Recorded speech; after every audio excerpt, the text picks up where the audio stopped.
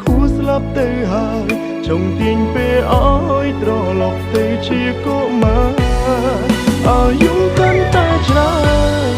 សម្ពាធកាន់តែធំទុំសោកប្រមកផ្ដុំបង្កើតជាបញ្ហាជំងឺបាំងទឹកចិត្តតើគូព្យាបាលបែបណា